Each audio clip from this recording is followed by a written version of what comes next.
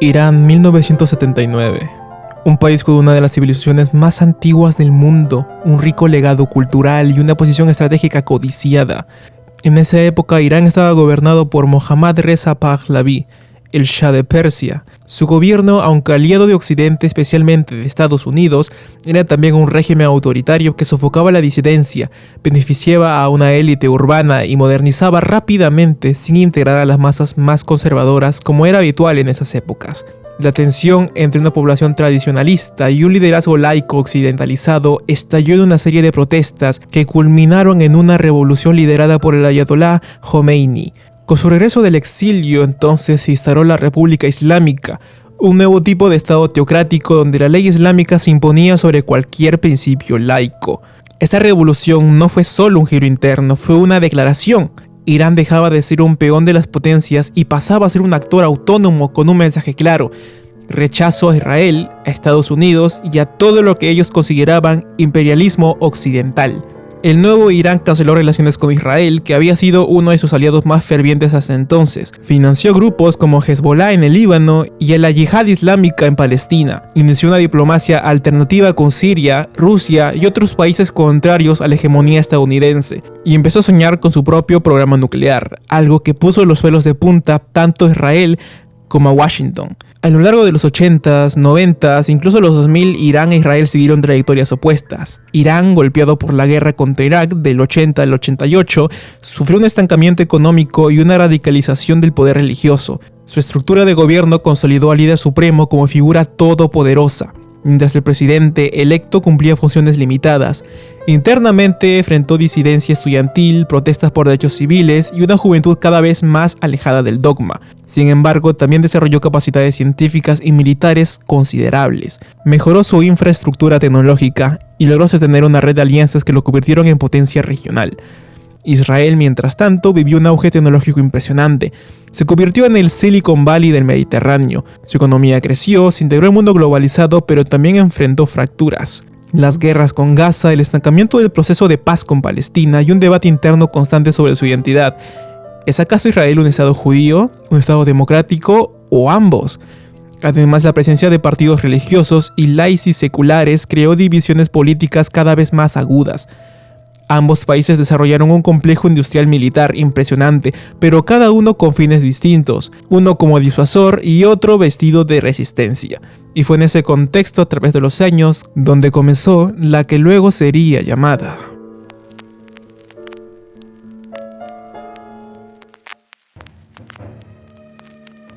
la Guerra en la Sombra. Fue una guerra sin declaración alguna, pero en toda regla una guerra. En 2010, el ciberataque con el virus Stuxnet marcó un antes y un después.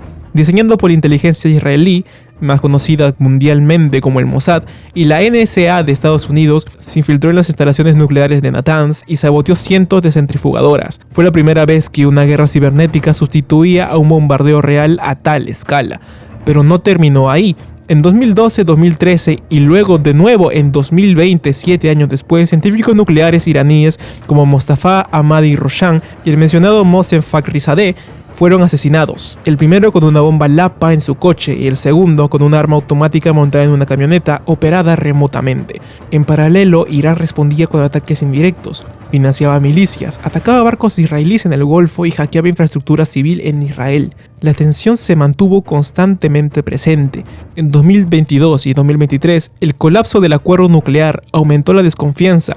Irán se negó a aceptar inspectores internacionales y el enriquecimiento de uranio alcanzó niveles críticos según espías israelíes. Y entonces en abril de 2024 ocurrió lo impensable. Irán atacó directamente territorio israelí con más de 300 misiles y drones, aunque la mayoría fueron interceptados, mas este no fue motivo para que no se llegara a un punto de no retorno. El 13 de junio a la medianoche la operación León Naciente comenzó. Israel, tras muchas semanas de preparación, ejecutó un ataque coordinado y masivo contra el corazón nuclear iraní.